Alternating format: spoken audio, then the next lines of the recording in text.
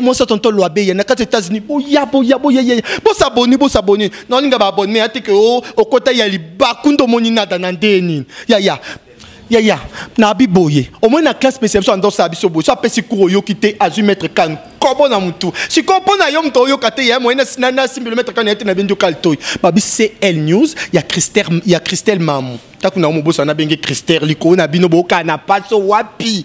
Babi CL News, il y a Christelle Mamou. Na komo kende. Bobi nini ya bokota to bokota te. Nangi bokota lo yenge te bo s'abonner. Nande nini nada ye yo femme mariée, mère de 2 enfants mais divorcée. Pourquoi? Parce qu'il mbela kin bazama kambo elengite. Botelo no sala et à surprise.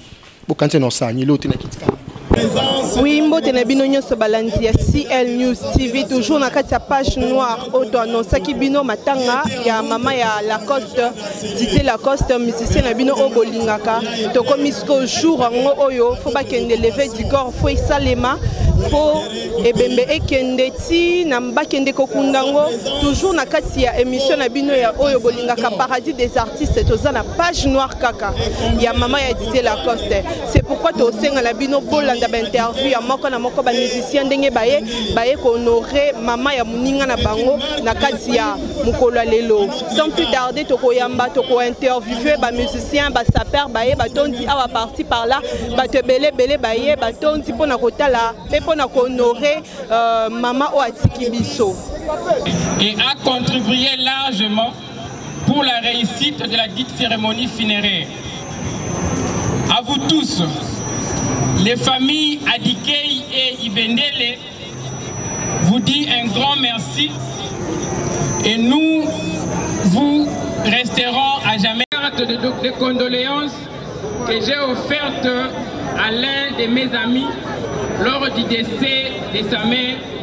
Aujourd'hui, du courage pour vous aider à traverser sur la terre, si ce ne sont que de souvenirs de ceux qui ont vécu avec vous. Et vos accomplissements soient immortalisés par les histoires. Être futiles, voire même insignifiants. N'est-il tout est prête à nous accueillir et à nous dépanner? On ne résume pas à une anecdote à quel point cela a été une priorité pour vous. Comment lire ce discours à des funérailles? On présentait, témoigne que vous étiez spirituel et que le... Azali 50 ans na wanga na yolo baye bazali na témoignage ya bokuse bakoleka baye bazali na témoignage ya maman Sele bakoleka pour la les gens témoignent de n'importe quoi. Ils ajoutent en voyant notre maman la coucher et sans vie, elle qui parlait tout le temps avec les gens. Je partage un épisode avec vous, parce que c'est du passé. Il y a un jour, mon frère Didier Lacoste est sermonné au besoin de cette femme. Alors elle me dit, je suis entré chez Didier. Le matin, à chaque fois qu'on sonnait la porte, je pensais que c'était avec cette femme. Au contraire, elle a commencé à parler avec la femme. J'ai fait un petit tour sur la rue. Quand elle est ici, il faut attaquer, il faut abaisser ma voiture, elle a dit et tout et tout. Alors, elle me dit, je ne ferai pas ça.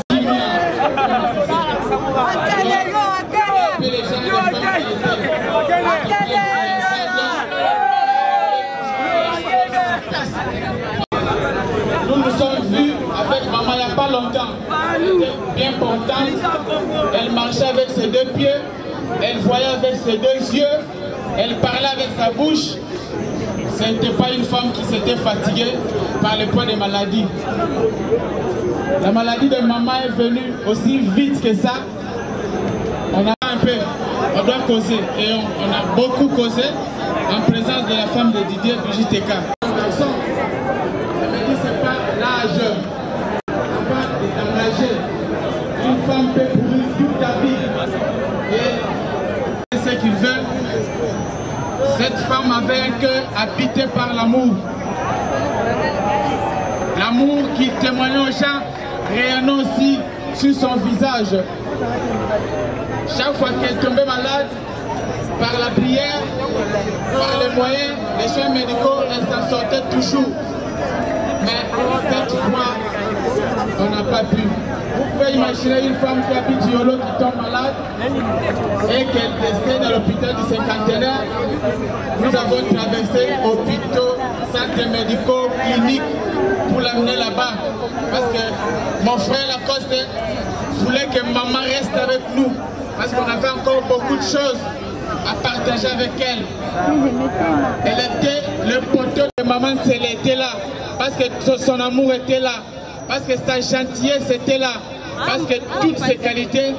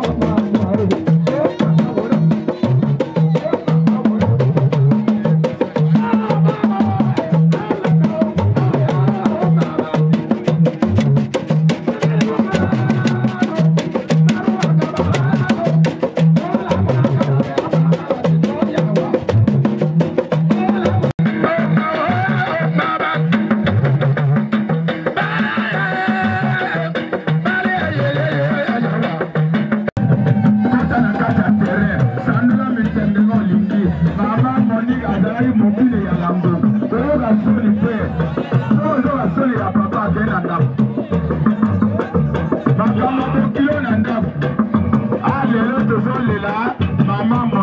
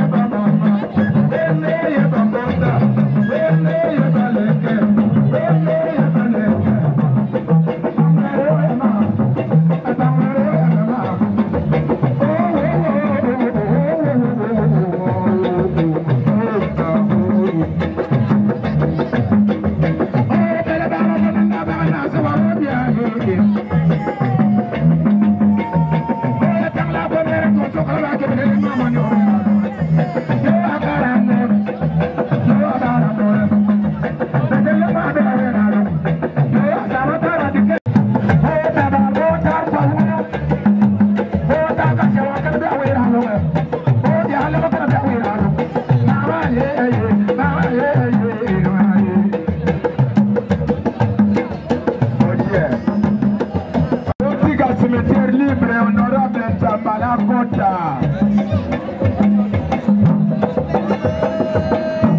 La poste, les hommes Monica Koufi. La poste a tiré la maman Moko. Wapi maman te kangwazo mona na te. Mama ngwa kolia ye Moko. Moi si à la poste. La poste a la bila wa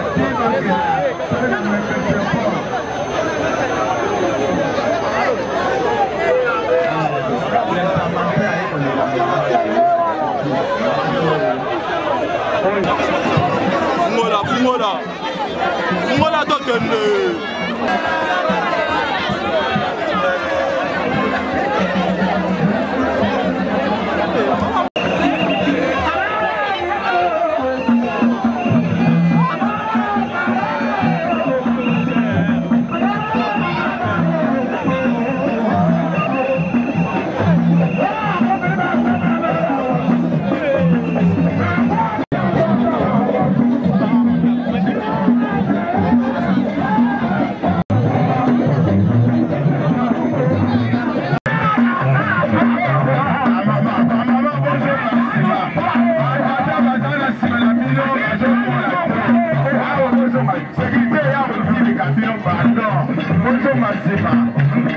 sécurité botana sécurité na balabala terrain tondi bato moyen za te wapi sécurité yango bamama bozo masima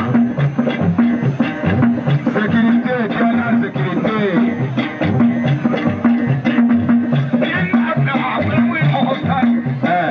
tia sécurité honorable baye bakonzi baye sama ye wana soya tia sécurité wapi mona mokola ye wana soya.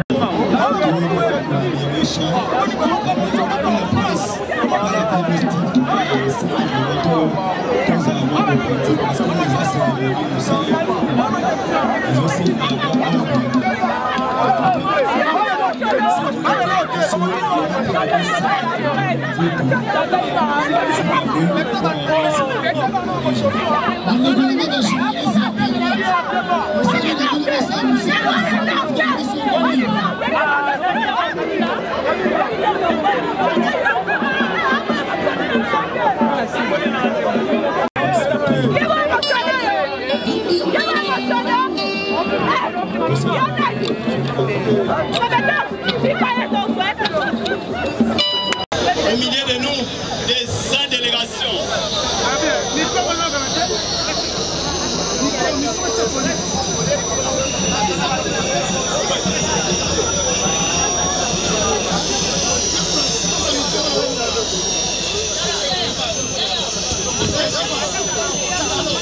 Allô. Nous disions, mais interpellé à cause des services de l'État. Il a des péchés sans chargé de mission. À la personne de Gilbert Salambamba et les PCA de la RTNC, Zéphirin Mamoko. À cette même occasion, nous saluons aussi et remercions l'inspecteur général territorial de la République, Monsieur Moussassa, bourgmestre de la commune de Kalambo aussi, à nos remerciements, et JC Kadima, Jean-Claude Kadima, et nos députés qui sont venus nous réconforter.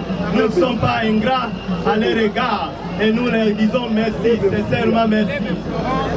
Lève Florent et Mimpia, Lève Florent Mimpia et Lambert Osango, l'honorable Patrick Bologna. Merci à tous les amis de la famille, parce que votre présence, c'est une marque d'estime à notre égard qui nous ont accompagnés depuis hier jusqu'à aujourd'hui. Kofi Olomide, qui était à la morgue, Adolphe de Wingage, et Peregola, Manda Chante, et Babi Ndombe, et Bill Clinton, et Kabose, Héritier, Montana, Choulai et les autres. Merci. Nous vous disons sincèrement merci au nom de la famille Adikei et Ibendele. Dans l'entretemps, nous demandons aux photographes, aux chroniqueurs et à toute personne qui n'a pas sa fonction à la scène de...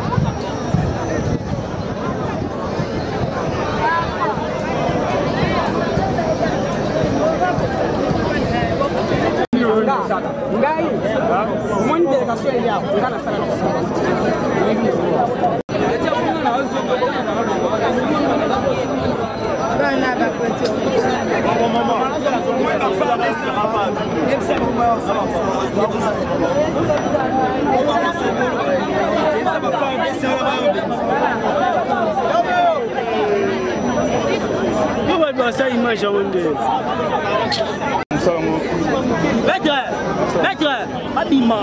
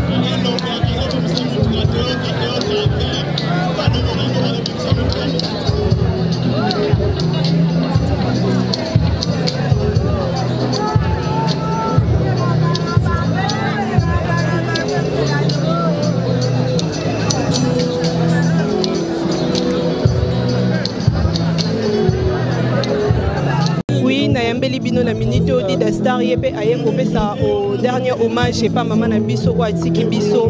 Bonjour Didesta. Bonjour Yaya. Bonne santé. Ouais Kimia. So se sentir ndeni ba souvenir nini oso garder par rapport à maman. Oyeba qui est oyeba qui était. En fait maman n'a pas qui était pour être vrai et clair et maman n'a pas qui était mais mon Lacoste aza Didier Lacoste na mboka oyo. Didier Lacoste aza Didier Lacoste na mboka oyo donc ça fait tellement trop mal qu'il a perdu maman naé encore jeune comme ça. Et alors quand on a ça, on a raisonné ah maman n'a daé. Na tout maman n'a sala ponanga, ou sala ponanga, n'allez là dans le vide. Et bon mouton koufelier déjà. N'a bien combien de fois ça choqué. Il fallait présenter ça là pour nous consoler, qu'on déterrer mon mouké. Na stress ça nango. Donc on a présence de ça là. Didier Lacoste aza proche mutu moko aza proche na yo to aza mutu moko ya musika oyeka kapona eza liwa ya mama ya artiste. En fait pour la koyana Didier Lacoste c'est ngati fois la proche nanga to aza la proche nanga te. Pour mais ça Didier Lacoste musicien congolais. Azana ba valeur na ye azana ba respect na ye oh faut pas pesa ye. Azana ba considération oh faut pas pesa ye. Ceux qui sont acteurs politiques, moi, je pense que mon honnête été. Mais musicien, Lacoste, Didier Lacoste, oh, allons on stress na banda ku tant ozo madoza a 500 mabala na loembo na ye. Da perdre ce maman, na zaki sincère koya. Et puis on a la chansonnier de la République parolier à Mboka oyo. Na travers na ba de 12 personnes. Lacoste ko finalement je suis obligé de venir donc c'est ça. Oui, merci beaucoup pour Nabino. Tozo landa toza toujours na kati ya CL News TV et puis tozo continuer quand on va interviewer ba tuka kebele pour natoye ba émotion na bango par rapport ya liwa ya maman. Oui, toujours na kati ya matanga na yambeli bino professeur de la bière. Boye billet, mingi baye billet, Aikiti sur terrain pour nous rendre hommage et pas maman na biso. Bonjour professeur de la bière. Ouais, bonjour maman nangai. Mbote belé na bandeko tuba Rolanda biso. Na pesi mes condoléances n'envoie Kalara biso ba comédien ba musicien. Donc effect ozala, bo ba on ba sala biso do salara. Donc mbote na bandeko tuba Rolanda biso. Oui, sentiment ni émotion ni ozana ngo na minutes oyo tango yoka liwa ya maman na biso atiki biso. Ouais, ça l'est d'abord pas si pour moni m'da sepela na liwa saté. Comprendre? Dans la minute oyo to na moment ya nini ya souffrance parce que bon si maman. Donc on a le ba tout bien voir ma ezan sela na biso nyonso. Asa makasi maman salia oya rosala. Donc voilà quoi. Ah oui, une fois ma bosa proche naeto, asa vraiment dans musique. Non, et quand on a des artistes to, boisa mutumo bosola na moi kuzu. Na omoni mvoama. L'aime sur ma débité avant comme un musicien avant comédien. Vraiment. Donc, dans la musique, dans l'approche, les boulot armes, sensibiliser dans photo ça là. On comprend. Donc on a eu matin, on a compris que pour moi des heures répétées à télé, on a eu bâtiment bayawa. Mais des heures on a eu on expliquer biso nos problèmes ni les cas. Mais au moins maman de ça boyer. Donc on a respect. On a salle émission mon site mo boyer. Attends il y a professeur de la bienne de nous soyez. Tout le monde a mochodo na bi onabi bangote.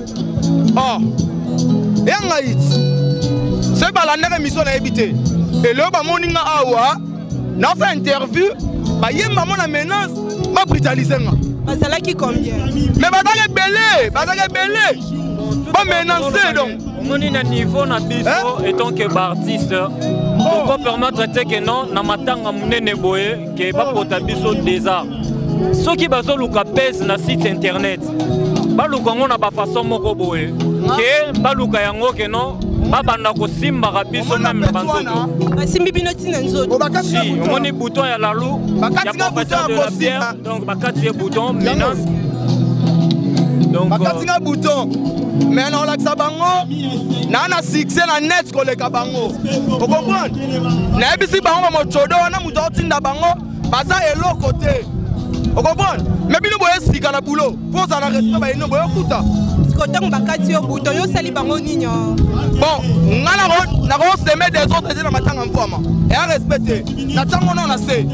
Mais na royeba ana bango. Bon na yebi patron na bango toti na bango.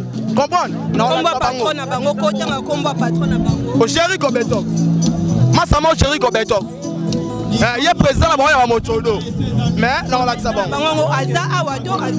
Na yebite sokaza se ngana bon ba sali ngana osong c'est là-bas. Na la ça bango le photo batu ba ko mela bien grâce nanga.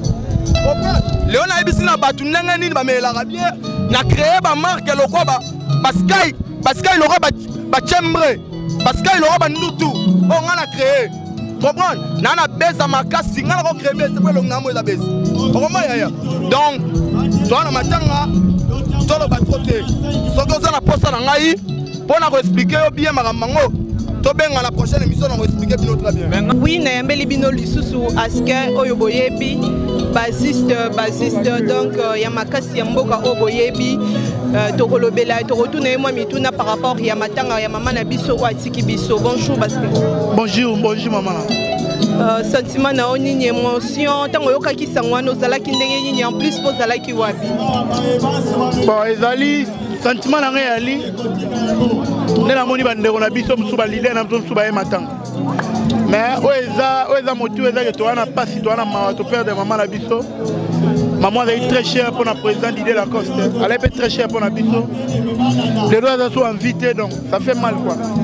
Parce que Liwa, on a coupé la moine, n'a pas ça Liwa.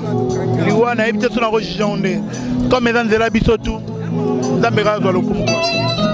Oui, oye kaka pona Didier Lacoste pour hasard artiste to yepé bosola ne bien dans cadre ya makamusus bosola ne bien ou soit hasard pur vie moka sola kilo mais loko les artistes yango ye.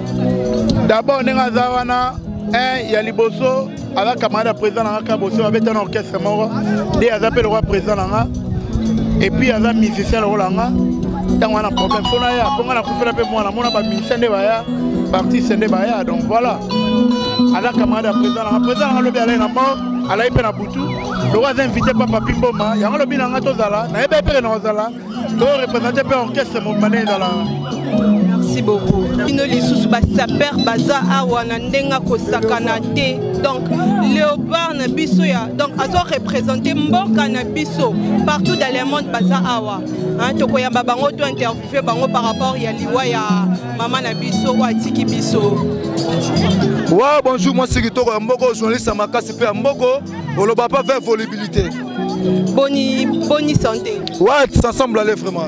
Ça semble aller na liwa ya maman na biso oye parce que na moni basa bezo betama awa attaque bino bato Léopard na matanga maman na biso est-ce qu'il fallait kaka bo sapé pona ba adversaire Tony des biso ba adversaire so bazara na Côte d'Ivoire bazara na niveau Brazzaville nous sommes des Léopards tu vois biso ke na mboka libanda Léopard ngo pe ba komi belé Fauré Bilele le secrétaire général du groupe cofondateur wana to landango à suivre na kati émission on a quoi donc Léopard yo solana e Mukolo Léopard yo solana e Fauré Bilele honorable Zakari fondateur Fauré Bilele parmi les cofondateurs to le gata cette cité on a sur benga Léopard na ngamna yamba e so comme na yo et pas la ngesa tu s'appelle Léopard donc ça Léopard c'est tout chez moi.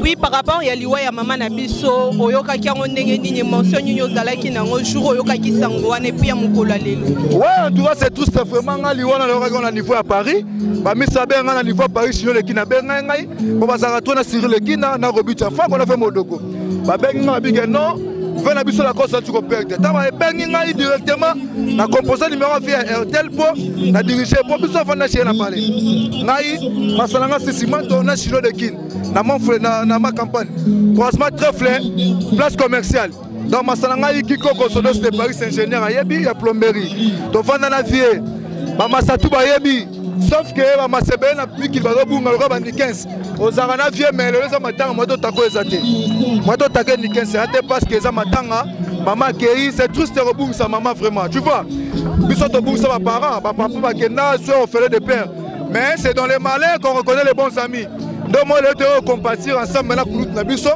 Didier Lacoste na Léopard mo bimano mo ba Roger ba chancelier mo bonda Fauré Bilele le tag secrétaire. Journée où tozo to rendre dernier hommage j'ai pas maman na biso la sepeli ya trop so to ezaka potolela to potolela on tozolela ça pour la cause to va ine mingi to va ni chez na masa dans la poto chinois de Chine apito to kenabi ba miki to yaka to zakane ensemble de quoi a problème ne sengela to landa et pas mon la quand même bolingo wana mais tala ka troupement batouré na dinga na commenter père son âme maman na biso vraiment zaki na biso abonné du fort mais kitoko na makamu nyonso la mimuteka to lié le lotiki biso dans na biso nyonso ya lo bato te ba na porte bomoni ba image makamba ngweza ka biso Léopard pe les artistes musiciens et tika lika muketo landa bino suto ba bino ko landa biso te. Merci beaucoup merci.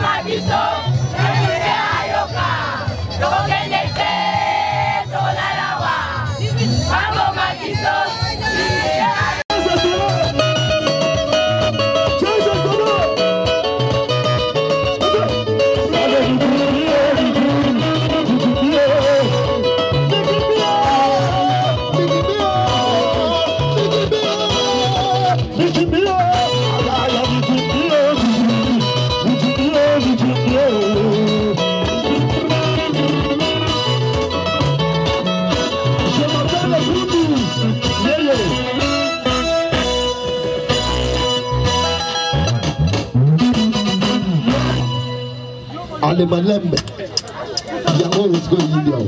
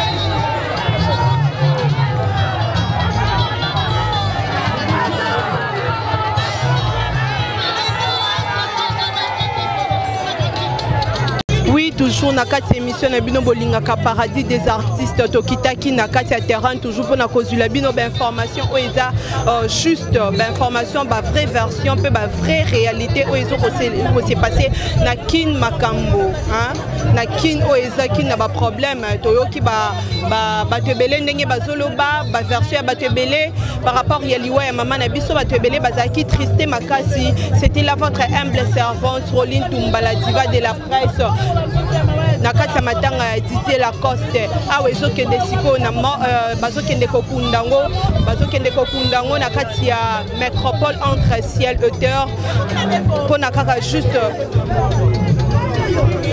juste ko sepelisa bino toye tomoni makambo nyonso ndenge elekani bato nyonso baartiste nyonso bayaki mpona korendre hommage epa mama na biso baartiste nyonso bayaki mpona korendre hommage epa mama na biso vraiment c'est là vraiment Didier Lacoste na famille na ye vraiment baza triste makasi population eyaki mpona kolela ensemble na Didier Lacoste eyaki makasi bamusicien ebele bayaki kaka mpona kolela na mama na biso na Didier Lacoste elongo liwa ya mama na biso babengaka ye mama ya sele ndenge balobi mama oyo asali succès mwa mokie mama oyo asali succès na cadre ya mwana na ye Didier Lacoste vraiment baartiste ebele baye korendre hommage biso nyonso toye korendre hommage et en plus pe bino bana poto bolela na biso elongo ndenge tozolela ensemble na Didier Lacoste na famille Didier Lacoste.